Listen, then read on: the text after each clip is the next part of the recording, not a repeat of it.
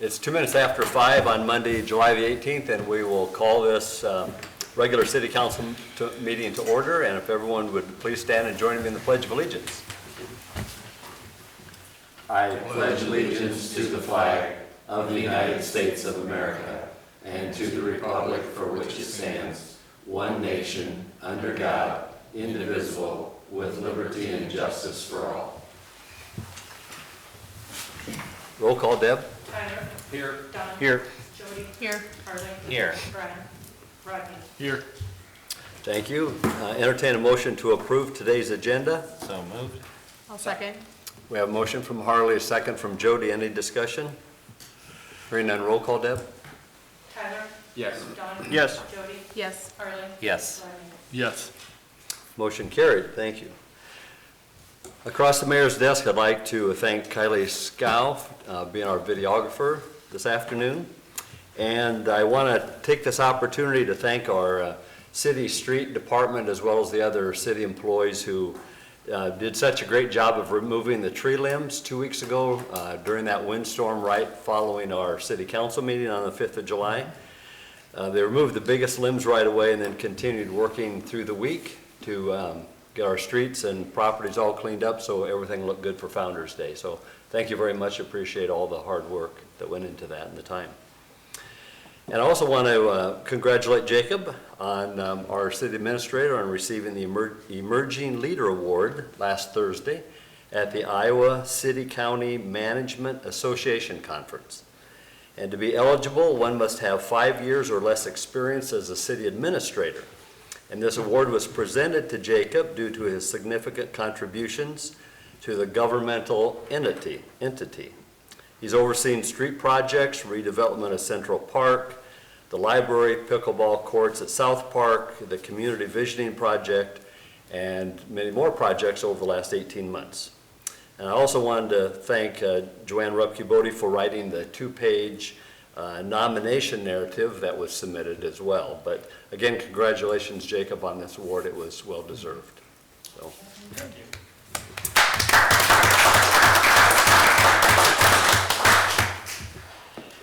Council have anything they would like to share?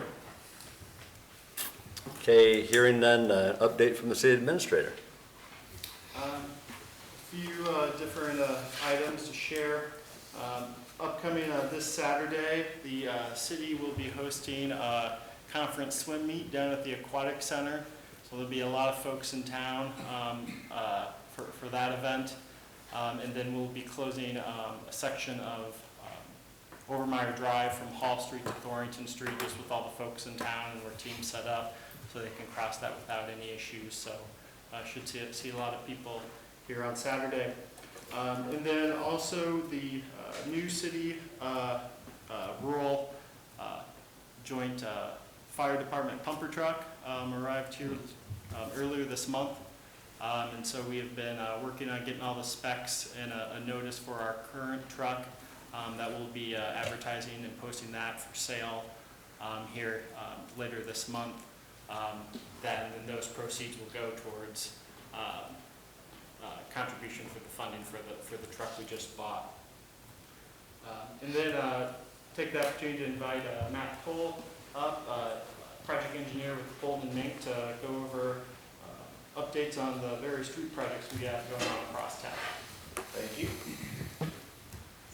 Yeah, I guess I'll just start with the Mccoy Street and Phillips Street Reconstruction project. Underground on Mccoy Street's almost wrapping up. Finishing up the storm sewer on the north end at Mound Street. Have a couple more structures to set there, but most of the pipe work is in. They're starting to subcut on the south end at Poplar Street and getting ready for subdrains and aggregate base for concrete paving. Everything is on schedule with Redding's plan to get it paved by August 21st and open for traffic. For that south phase from Poplar to Maple Street for the school. Phillips Street is in the process of working on phase 1 between Elm and Pine Street. Sanitary main is in, water main is in on those two stretches, and they're working on sanitary and sewer services at the moment.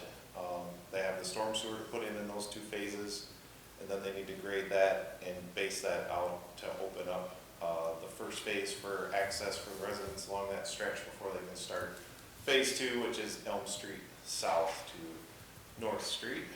Haven't had any work on the Call Street parking lot yet, kind of waiting for Ragbri and everything to get done there, but talking August for starting that work.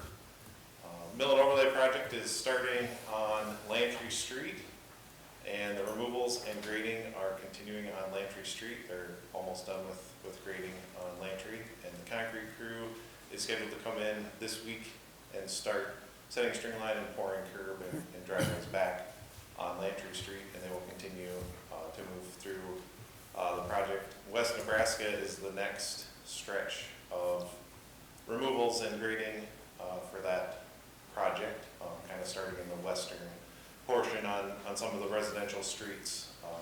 We will eventually get to Hall Street and State Street, kind of leaving the East Nebraska, Jones, Harlan section for last. Just kind of, once again, getting Ragbri and everything kind of through the summer months here. Founders Day is over, but just kind of avoiding as much out-of-town traffic as possible with those jobs. And then the pickleball court is paved and the fence posts are up, kind of waiting on the cure time for the paving before we get the acrylic surfacing down, and then kind of all the final touch-up grading, handrail for the steps, and actual chain link portion of the fencing in there for that. Is there any questions or? The only thing was for Kurt, with Ragbri coming through, I guess he mentioned that.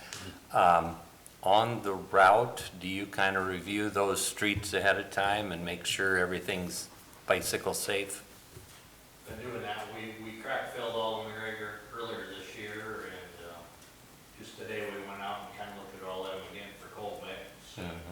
Had the weed eaters out, we'll have the chemical out, and try and make it as beautiful as we can. There you go. Question, Matt, the pickleball courts, that acrylic finish that you put on, is there a cure time for that? I'm not 100% sure what the length of time is for that. I'm sure there's a small cure time, and there's going to be some work. They're going to leave the fence chain off just so all those guys can do that surfacing. So I anticipate that by the time all the kind of final preparations and grading and everything gets done, as soon as the fence and everything gets enclosed, it'll be ready for access. We're going to wait to seed until the seed window kind of opens up in mid-August. Otherwise, we're going to be fighting weeds and no grass there. So Sure.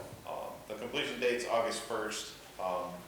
With the paving that they did at the end of June and the 28-day window, it's going to be kind of real close to that date on if they meet the completion date perfectly.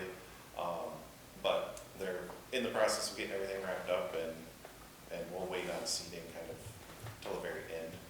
Also, we got the retaining wall discussion later. That won't really add any more time to the project if you guys do go move forward with that, since we're still in our wait window for our cure time on our asphalt. But, yeah. Very good. All right. Thank you, Matt. Thank you. And then on the pickleball course, the substantial completion is August 1st, and the final completion is September 1st. And that's a reminder that Ragbri is going to be coming through and pass-through town here, coming up on Wednesday, July 27th. So we expect to start seeing riders early that morning, likely the bulk of them between that 9 o'clock to noon hour. And then at 1 o'clock, that's when the Ragbri folks of the state patrol will encourage the riders to move on to the next town as part of their 100-mile day. So Wednesday morning, July 27th, we'll have anywhere from 15 to 30,000 people in town for a couple hours. And I also just want to remind folks on the street reconstruction projects, they go to our city website or our Facebook page. There's links on there that you can go review the project website, see maps, view updates, or sign up for updates via email or text. And then Barb, if you could provide us an update on the CDBG. Sure. If you recall, last year we were awarded a CDBG housing rehabilitation grant for owner-occupied homes. We're finally to a point where we're going out for bid for 3 of those homes. Tomorrow, we will have a contractors meeting here at 8:45, and we will go tour the 3 homes. It's called a pre-bid tour. Bids will be due by July 19th, and then we will be opening bids on the 28th. So it'll be exciting to get that grant process underway. That's good. Good. That's really good. That's all I have. Okay, thank you. Agenda item number 7, this is the citizens' opportunity to address the council with any item that's not on the agenda today. Is there anyone here that would like to address the council?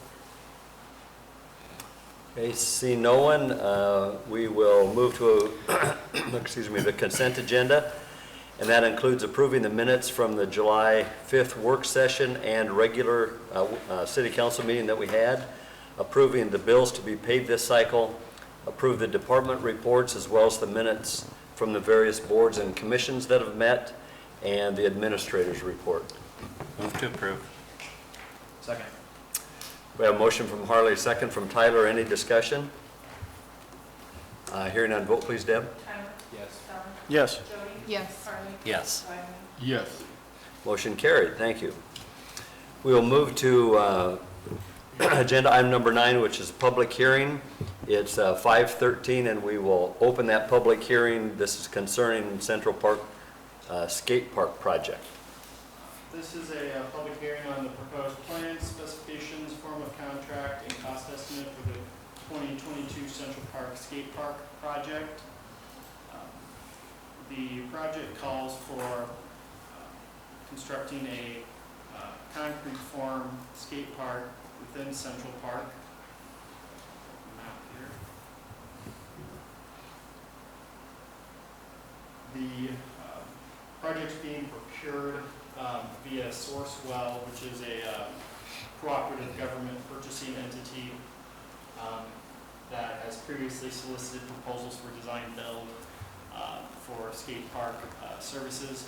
So under that proposal, the estimated cost from Spawn Ranch, which is who was awarded that contract for the design build of this proposed skate park, is $259,000 or $259,050. We have not received any comments since the notice was published. Okay? Anyone here that would like to speak to that? See no one, we will close, it's 5:14, we'll close the public hearing then. And we will move on to new business, agenda item number 10. This is a resolution approving the contract for the skate park project. So this pertains to the public hearing we just held. This resolution approves the agreement with Spawn Ranch to construct the skate park and the site work as proposed in an amount, lump sum amount of $259,050.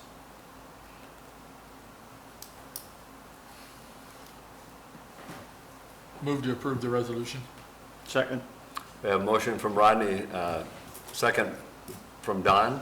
Yep. Any discussion? Roll call, Deb. Tyler? Yes. Don? Yes. Jody?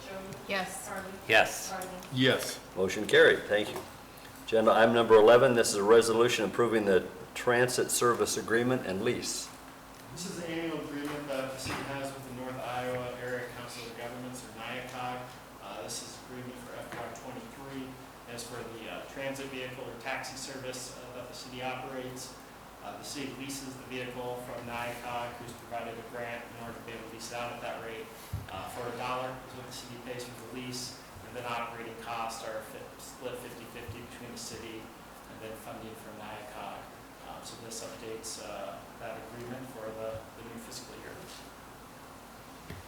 I'll move to approve the resolution. I'll second. We have a motion from Tyler, a second from Jody. Any discussion? Hearing none, vote please, Deb. Tyler? Yes. Don? Yes. Jody? Yes. Harley? Yes. Rodney? Yes. Motion carried, thank you. Agenda item number 12, this pertains to the city's urban revitalization plan. City of Good reached out to the planning firm Simmering Corey and Iowa codification, about an update to our urban revitalization plan. So that's the plan of the ordinance, which allows for commercial, industrial, and residential tax abatement. We're currently on, I believe, plan version number 4 with several amendments to that plan in the area of our revitalization plan, which was first adopted in the 80s. So we'd like to do an update of that plan and just kind of get everything modernized in terms of new maps, reviewing what we're looking at for incentive rates, and just getting that more of a consolidated version of all those amendments into one kind of neat document moving forward. So this resolution approves an agreement with Mccoy. As part of that, it would be not to exceed $6,000 to do a citywide windshield survey. That would be doing a blight assessment, see if the city still qualifies for a citywide blight designation, which allows us to have a higher level of incentives on the residential side of things. And just through talking with our attorneys, they advise us best to use a third party for that. So that's what we're proposing, part of it simmering on. And then out of that, a plan update as well, which would cost estimate between $1,500 to $2,000, but not to exceed $2,500. And that would be to basically do that consolidated plan update, bring everything together in one central document on that. So this is just for the planning services on that, and we'll be looking at probably doing a new plan approval and an ordinance later this calendar year. Some of the things that we've just been discussing internally, and we'll hopefully be having a work session on here in the next month or two, is on the housing side of things, what maybe we can do to further encourage new development on the residential side. The conference Barb and I were at this last week, talking to other cities. Everyone has a housing shortage and kind of looking for that silver bullet, which isn't out there. But we've been looking at, okay, what are other cities doing in terms of that? And do we keep our tax abatement program? But one of the things we're going to look at with this is maybe we just how we do that. There's been a number of cities that just provide economic development grants upon being issued an occupancy permit for new housing as a way to encourage new starts. So that might be something we look at as an alternative to tax abatement. Like Spencer and Newton both have programs like that. So we certainly want to do a plan update and encourage our commercial, industrial, and residential development as well. But with this, we're going to be kind of reassessing our programs, and if we need to get more aggressive and more creative on any of those items to try to move the needle, especially when it comes to housing.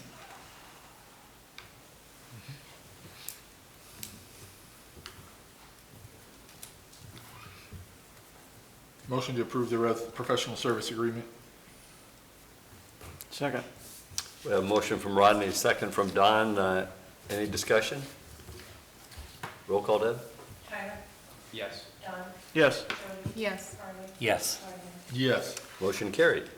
Agenda item number 13 pertains to the street reconstruction projects for next year, 2023. So this is task order number 7 to the master engineering agreement the city has with Golden Main.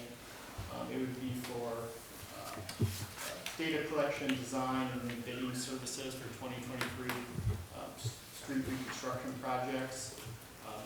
Included in the proposal is Wooster Street, the section from McGregor to Kennedy Street, Finn Drive from Highway 18 to the Canadian Pacific Railroad crossing, and then the Smith Street parking area next to Maple Park Apartments from Nebraska Street to McGregor Street, which as we discussed in work session, the city is responsible for maintaining for a long-standing agreement with HUD. The proposed services would be for a total amount not to exceed $295,000.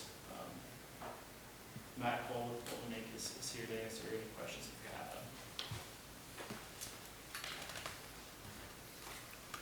them. Move to approve. I'll second. Have a motion from Harley, second from Jody. Any discussion? Hearing none, vote please, Deb. Tyler? Yes. Don? Yes. Jody? Yes. Harlan? Yes. Rodney? Yes. Motion carried. Agenda item number 14 is a pay application.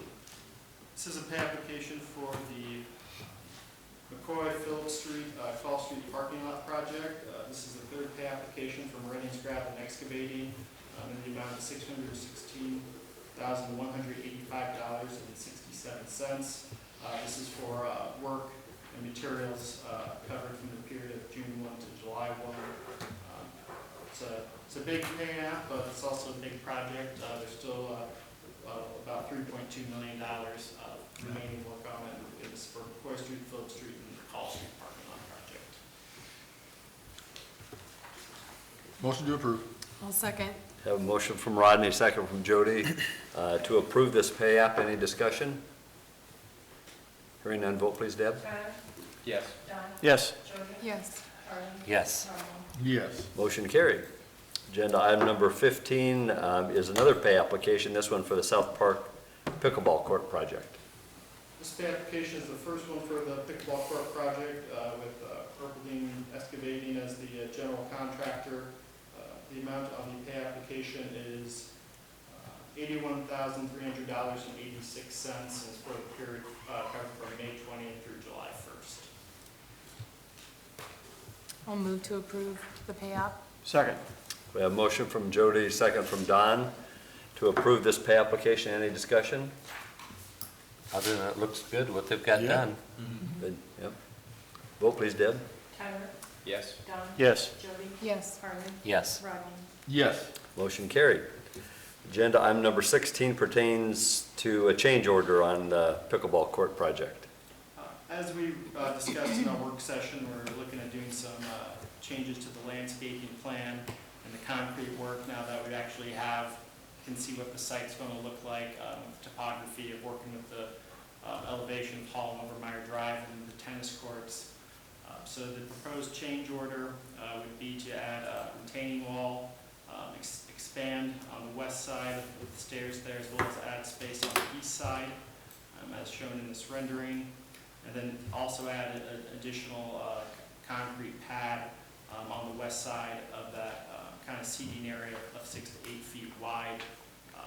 We estimate the total amount of this change order to be about $16,000, but the final amount will just be based on the actual per unit, based on the project as bid of what's the actuals constructed in the field.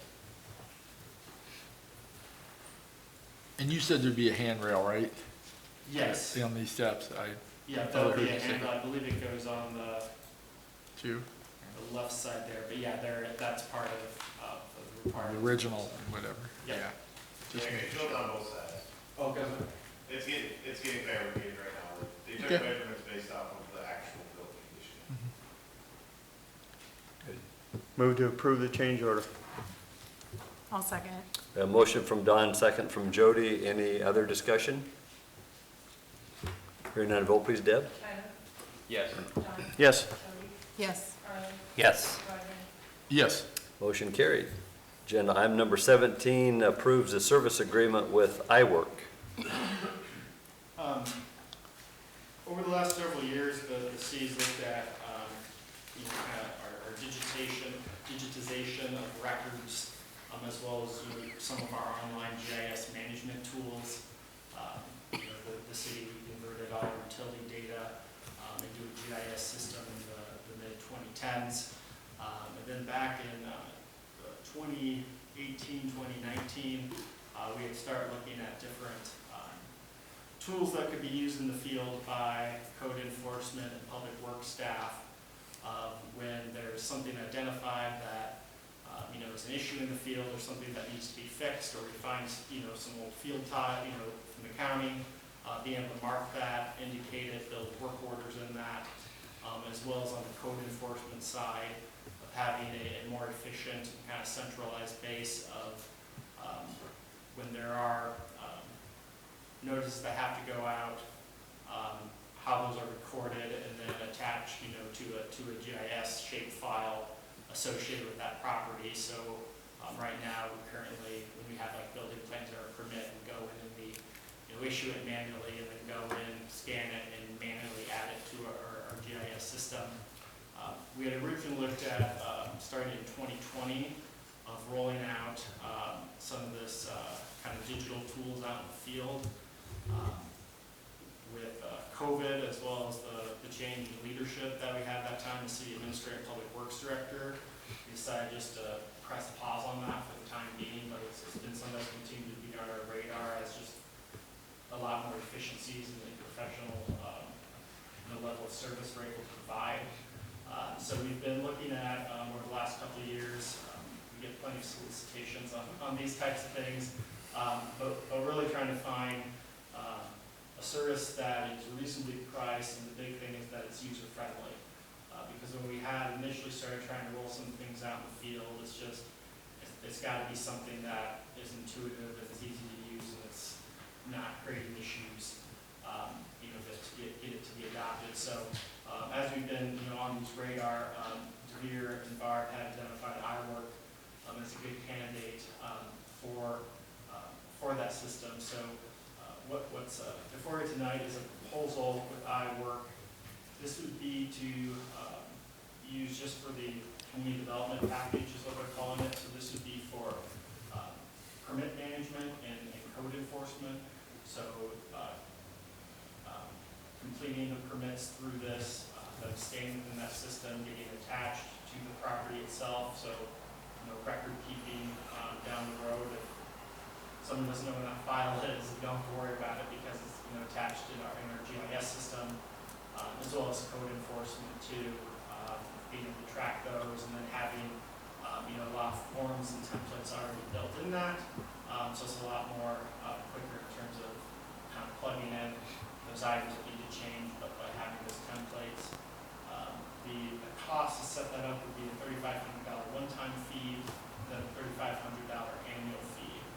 And then what we asked for as well from them was to roll out for the full public works department. So as you said, there's identify work that has to be done, or issue of, hey, this needs to be reviewed, or logging, we've done improvements, but having that be something that we have in the field. For that, there would be a $4,000 startup fee and then a $4,000 annual fee. We want to make sure that, so what we're proposing is that we move forward with the code enforcement tool, start implementing that this calendar year, see how we like it, assuming that we do, and then early next calendar year is when we look at rolling out the additional public works department and adding that on as a feature out in the field. So that's kind of a general overview of the package that we're looking at. Barbara, this anything? I just want to add, DeVere and I went to Esterville and saw this in action. The code enforcement officer has Good. this. This is going to make DeVere's job so much more efficient. He can have this, it comes as an app actually, he can have it on his tablets when he's out. He can take pictures, upload those pictures directly to the file immediately.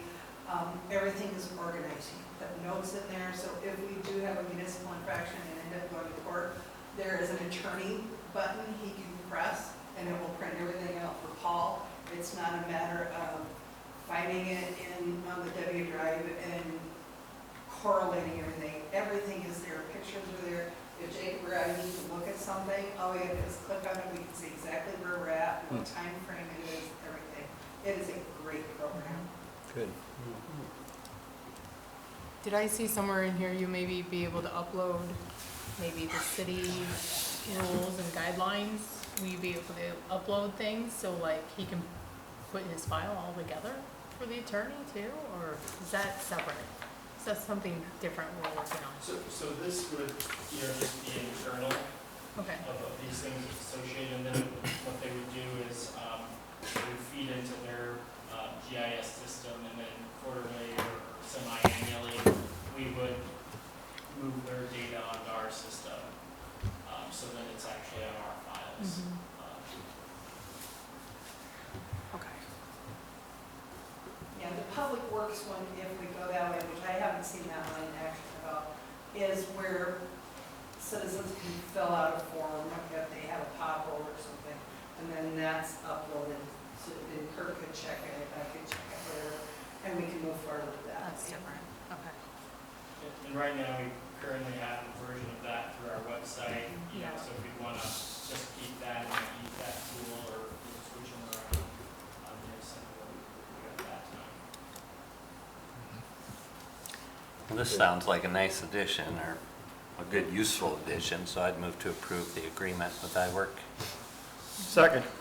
Yeah, motion from Harley, second from Don. Any other discussion? Thank you for your research on that. Vote please, Deb. Tyler, Yes. Don, Yes. Jody, Yes. Harley, Yes. Rodney. Yes. Motion carried. Agenda item number 18 is appointment to the Board of Adjustment to complete the remainder of Mike Denny's term. I reached out today, but I didn't get Steve McCoy, who we talked about last meeting, reached out until today, and I don't have an answer back, but I hope to have some. I'm sorry I got late on that, but Okay, he has been reached out to, and hopefully I'll hear soon. okay, all right. Agenda item number 19 is an appointment to the Tree Board. Jeremy Prothman's term on the Tree Board expired the 30th of June. Anybody reach out to Jeremy? I guess I can, but Okay. he's been very good on there, so I Yeah. think he'd probably want to continue. Okay. Agenda item number 20, this is the final notification, term expiring and appointment to the Airport Zoning Board of Adjustment. Joe Hauptman's term on that board expires the 1st of August. So is there someone that would like to reach out to him? This is a council appointment as well. I spoke to Joe, and he Oh, said you he'd did? be happy to continue to serve, so. Okay. I would go ahead and move to approve Joe Hoffman for another term. Okay. I'll second. Okay, we have a motion and a second. Any other discussion? Vote please, Deb. Tyler, Yes. Don, Yes. Jody, Yes. Harley, Yes. Rodney. Yes. Motion carried, thank you. And thanks, Joe, for your involvement and willingness to continue on that. Agenda item number 21 is the second notification of terms expiring on the Cemetery Board. The terms of John Heinck and David Van Gorkum expire the 11th of August. Those are 6-year terms, and this was just the second notification for those terms. And then agenda item number 22, this is the first notification of the term expiring in the Airport Commission. Commissioner Kevin Walker's term expires the 23rd of August, and this also is a 6-year term. So again, this was just the first notification of that. Mayor, I will see Expiring. Kevin at the airport commission meeting tomorrow night. Oh. I can talk to him, see if he wants to, you know, if he's interested Good. in another 6 years. Okay, And then when, you know, the next couple meetings. okay, good. All right. Thanks, Barb. Yeah, Yep. thank you, good. I'll let you guys know when he decides tomorrow night. Okay, all right, very good. Okay, this brings us to the end of our published agenda. It is 5:35, and I would entertain a motion to adjourn. So moved. I'll second. We have a motion and a second to adjourn this meeting, and it is adjourned. Thank you very much, everyone, for attending. Thank you.